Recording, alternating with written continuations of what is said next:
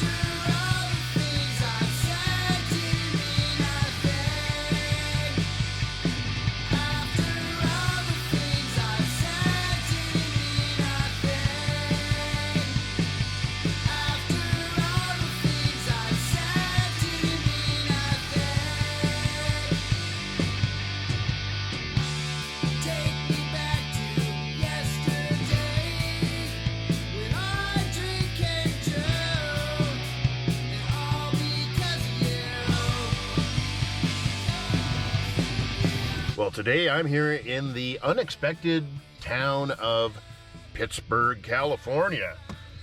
Spelled without the H, like Pittsburgh in Pennsylvania, but slightly different. We're out here west. Why is this place cool? Well, a number of reasons, one of which, back in the middle of the 1800s, something like 1849, a colonel came out here and he bought a giant land grant and he set up a town that he called the New York of the Pacific, because he had great visions for this area. But, you know, by like a year later, his venture failed. And anyways, as history happens, it keeps moving on. After that, they found a whole deposit of coal up in the nearby town called Nortonville, and the Black Diamond Mining Company swooped in, took up those rights, started mining the coal, and they built a railroad from the mine all the way down here to the port, which at the time was still going under like the name of New York. This is a New York Slow I'm sitting in front of. There's still some of those names reside today, but because of its industrial potential with all the coal mining and whatnot and who's what's it's, well, they decided to call the name Pittsburgh because that kind of made sense.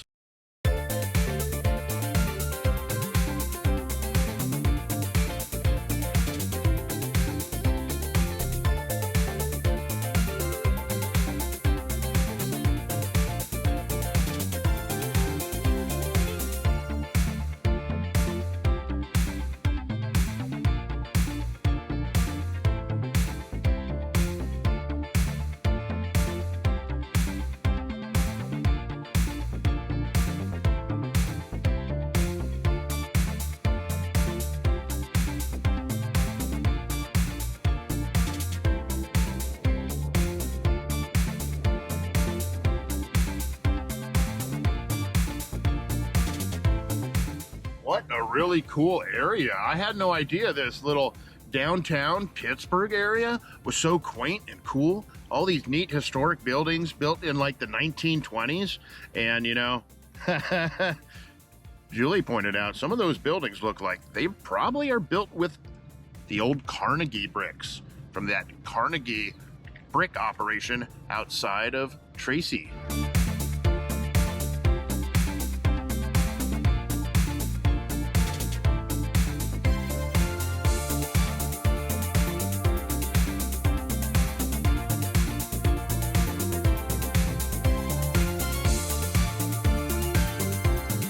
This is such a cool area. We've never been here before. Both of us lived in Tracy during high school, grew up there more or less, and Pittsburgh's only what, 40 minutes northwest on Highway 4. Take the Byron Highway, get up to Highway 4, past Antioch, Pittsburgh. Here we are. And what a cool town. Now, I have to say, this Art Deco building behind me, while it's super cool, is slightly out of place with all the 1920s architecture that lines the rest of Railroad Avenue here. And of course, you know I like railroads.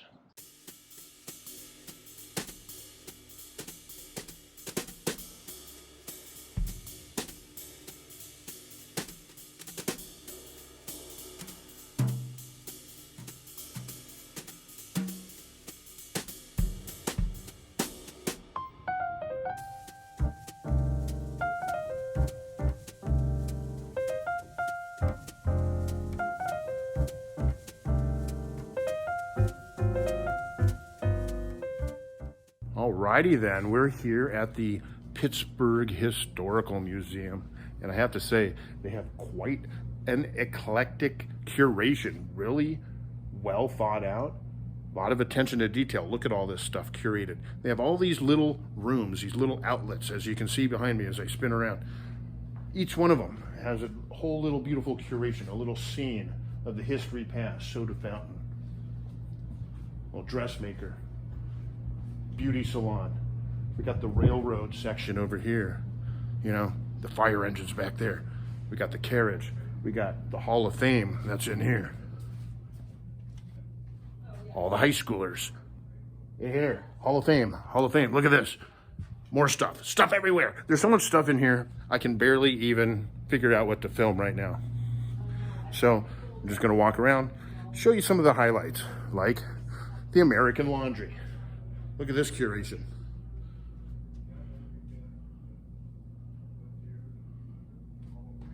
Super cool place. Really nice people that work here as well. I was just walking around talking to myself here. Here's another cool area. I don't know what's completely in here, except this barber shop. How about that? That's really sweet. I really don't have much more to say about this, except it's super awesome. Come down here to Pittsburgh, check out the Old Town area and the museum.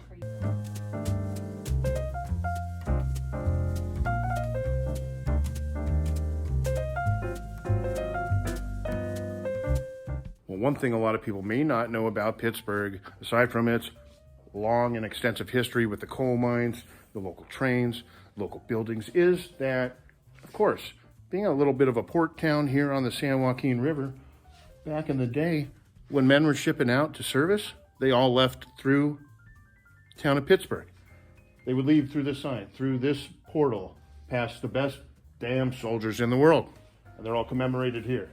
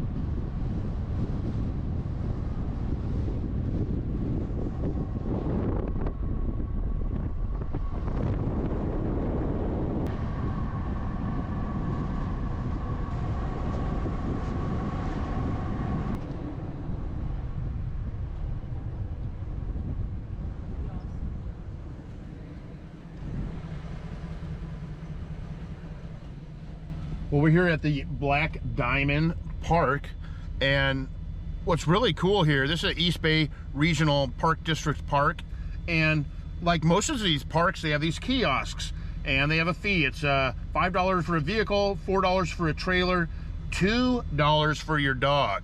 Dogs are getting expensive nowadays. But the cool thing about this park is it says right there, kiosk closed, no fee today.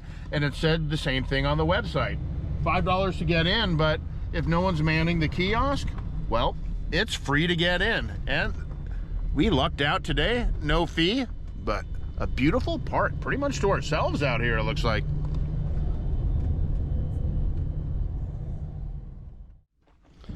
Well, according to this plaque here, Mount Diablo Coalfield, that's where we are. From 1860 to 1906, the area was the largest coal mining district in California. 5 towns, Nortonville, Summersville, Stewartville, Judsonville, and West Hartley, grew around 12 major mines. Today, the towns are gone. The buildings have been moved to nearby communities after the mines closed. Mine openings, tailings, railroad beds, and a pioneer cemetery are still being preserved by the East Bay Regional Park District. California registered historical landmark number 932. Well, I haven't seen anything that plaque indicates yet. I know there's an old railroad bed out here somewhere. I know there is a cool old cemetery.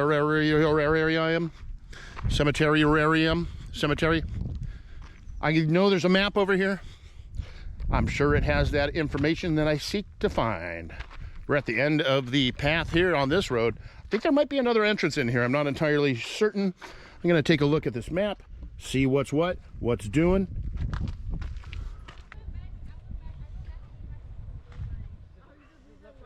Well, apparently these bolts and stones behind me are the remnants of a mine, and this was the northernmost mine of the Black Diamond coal processing facility. The mine, this shaft was 710 feet, and it was sunk here.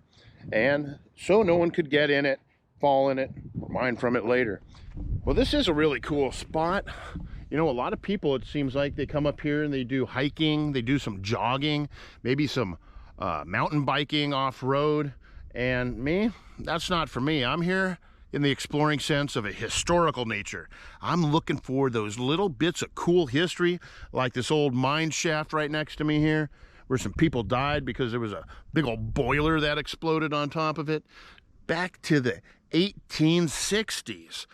This is not my bag, baby. Normally, I keep my history around the turn of the century, around 1910, 1920, especially when I'm going around here to these cool valley towns. They all were founded between 1910, 1920 in that time period, and a lot of cool history in all these little Central Valley towns. And actually, I wouldn't call this a Central Valley town. We're getting into the Bay Area. This would be possibly a Delta town, possibly North Bay. I don't know what you would call this area. A lot of people call it ghetto. I told a friend I was coming up to Pittsburgh, and he said, oh, you better watch out, put on your baggy pants and turn your hat backwards. And, well, I know what he meant by that. These towns up here, Pittsburgh, Antioch, Martinez, they don't always have the best reputation. There has been some gang activities in the past. I'm sure that still goes on, but it goes on even in the town of Tracy. I think the Mexican mafia was actually formed in Tracy back in the 1950s. So every town has its history, good and bad, both current and old.